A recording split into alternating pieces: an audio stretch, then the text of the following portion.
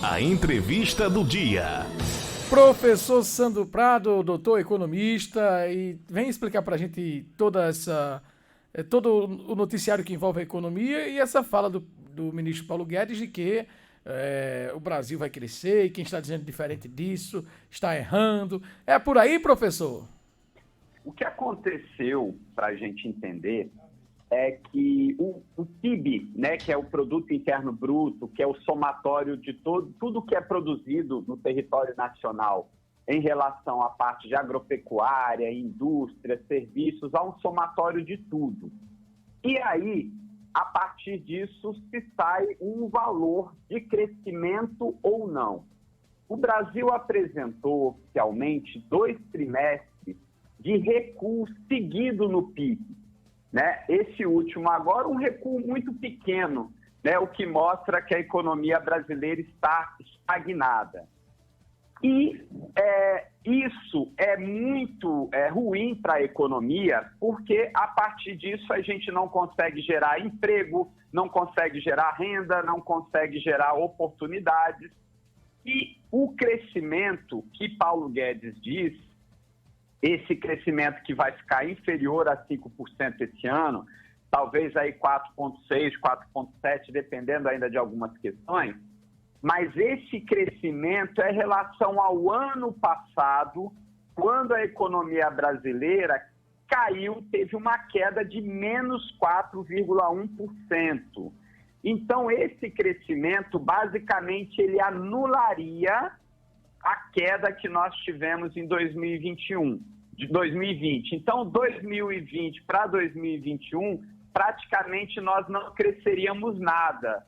Ou seja, nós tivemos uma queda forte de 4,1%, teríamos, vamos lá, um aumento do PIB agora de 4,6%. Esse 0,5% de crescimento em 2 anos é basicamente um crescimento zero. E o Brasil, ele tem hoje um crescimento muito parado, né? Na verdade, a gente não está conseguindo retomar o crescimento e as expectativas para o ano que vem não são nada boas. Inclusive, há uma expectativa real do Brasil continuar não crescendo. Não é que o Brasil vai parar de crescer. O Brasil já está encroado desde o ano passado. Na verdade, esse crescimento que se fala de um ano para o outro é porque, como houve uma queda brusca, quando a gente compara, a economia cresce. Mas, basicamente, o que nós estaremos retomando em 2022, agora no começo do ano, é o mesmo tamanho que o Brasil tinha no final de 2019. Ou seja, nós ficamos 2 anos aí paralisados, Cristiano. Uhum. Agora, professor, um setor que sempre vinha sendo elogiado era o setor agropecuário, né? E aí o setor caiu 8% no terceiro trimestre, foi o pior tombo desde 2012. A que se deve isso, professor? Foi. O que tem acontecido é que, de uma maneira assim, a gente tem que olhar o Brasil, né, como um todo, não são só apenas setores. O que o governo, né, tem investido mais, ao invés de estar investindo na indústria, em serviços, nas novas tecnologias, é um retorno a investimentos no setor agrícola. Só que é um investimento no seguinte sentido: quando o governo ele faz com que a nossa moeda se desvalorize através de algumas políticas comerciais, o setor agrícola, o setor agropecuário em geral, ele tem uma vantagem muito grande, porque os produtos, principalmente carne, soja brasileira, ele passa a ter um valor mais baixo para os outros países comprarem. Por isso que a gente estava vendendo tanto, porque é como se fosse uma xepa e o Brasil está com um produto mais barato no final da feira, por causa da desvalorização muito grande que teve nossa moeda a partir de 2019. Então, as vendas do setor agropecuário brasileiro, eles estão devidos a uma estratégia de desvalorização da moeda, que penaliza todo o resto da população, porque, dentre outras coisas, causa muita inflação, porque os produtos importados, eles chegam mais caros. como nós somos dependentes de tecnologia, é o caso de microcomputadores, de celulares, de aparelhos de TV, que a gente vê que o preço aí pipocou no mercado devido a isso. Então, o Brasil, ele tem uma falsa, digamos assim, retomada do crescimento agropecuário, muito focado no agronegócios, em poucos produtos que são hoje o que mais crescia. E aí, nós tivemos várias questões que fez no inverno, no sul e no sudeste, que atrapalhou um pouco a safra do terceiro trimestre.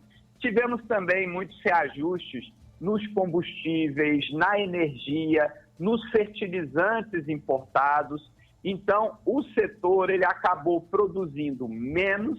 Tivemos também aí um pouco de protecionismo mundial, como foi o caso da China em relação à carne brasileira, e fez com que o setor que, digamos assim, estava salvando a economia brasileira de quedas ainda maiores, tivesse um mau desempenho. Não é que o agronegócio brasileiro ele não seja forte, mas hoje ele é dependente de uma estratégia de câmbio baixo.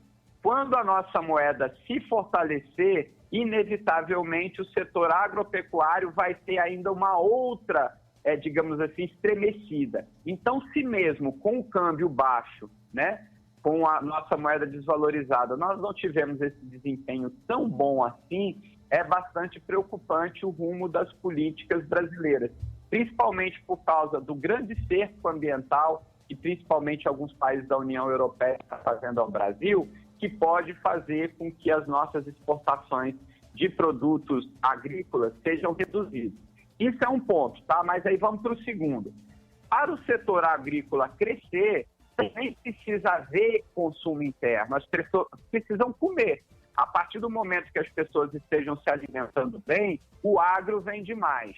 Como nós estamos numa recessão danada, o preço dos produtos alimentícios no mercado interno aumentaram muito, as pessoas estão comprando menos alimentos, estão comprando menos comida.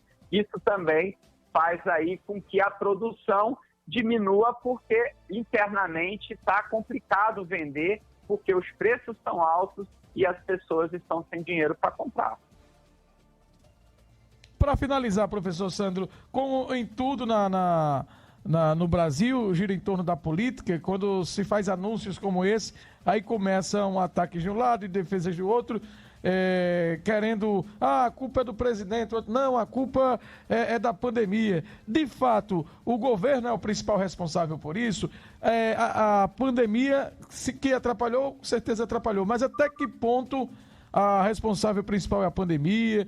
Ou o que é que o governo poderia fazer para diminuir os efeitos disso? Cristiano, a pandemia, sem dúvida nenhuma, atrapalhou o crescimento de vários países.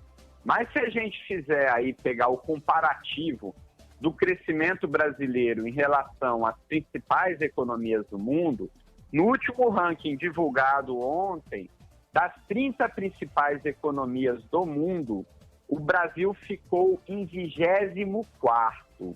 Então, também, para as pessoas que gostam de fazer comparação do desempenho da economia brasileira com outras economias, nós ficamos numa posição extremamente desconfortável, principalmente porque, como as maiores exportações nesse período foram de alimentos, era para o Brasil ter minimamente um desempenho muito melhor do que outras economias, o que não aconteceu.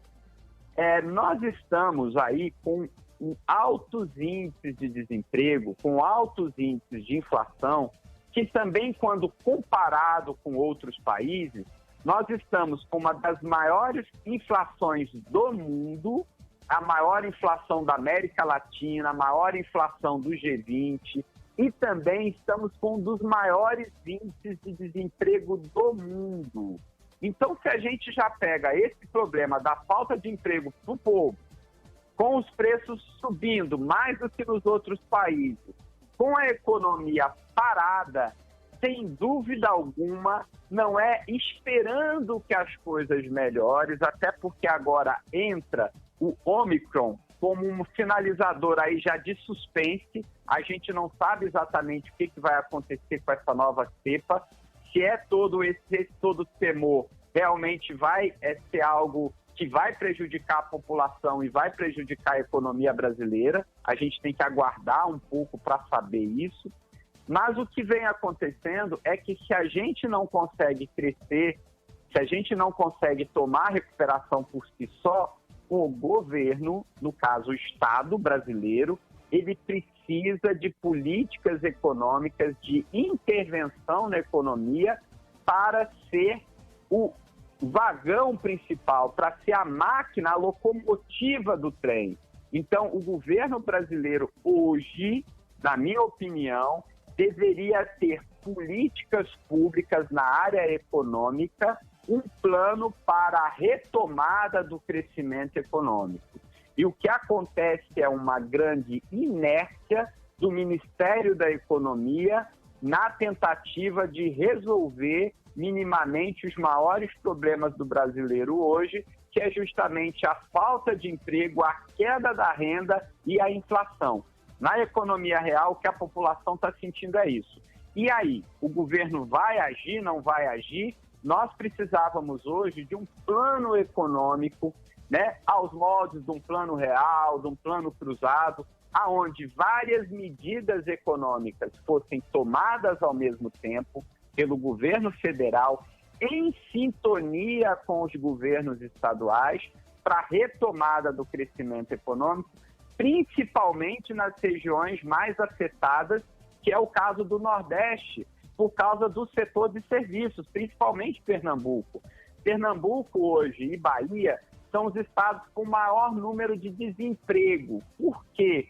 Porque o setor de serviço foi muito afetado, os eventos, as festas, o turismo. E como nós somos muito dependentes desse setor, as economias nordestinas são as que mais têm sofrido com a crise, principalmente com o desemprego. Então precisava de um planejamento, que infelizmente a gente não vê muito planejamento a nível federal, uma conversa, uma concertação entre esses atores, esses agentes econômicos, para que a gente tivesse um grande plano econômico de retomada da economia agora em 2022, para que a população não sofresse tanto esses efeitos de um país estagnado, ou seja, sem crescimento, com uma inflação extremamente alta, o que a gente caracteriza como estagflação. Professor Sandro Prado, muito obrigado pela participação, um ótimo dia de trabalho para o senhor e até a próxima, se Deus quiser. Até a próxima, Cristiano, tenha um ótimo... Pronto, aí o professor Sandro Prado conversando com a gente aqui no programa Pernambuco no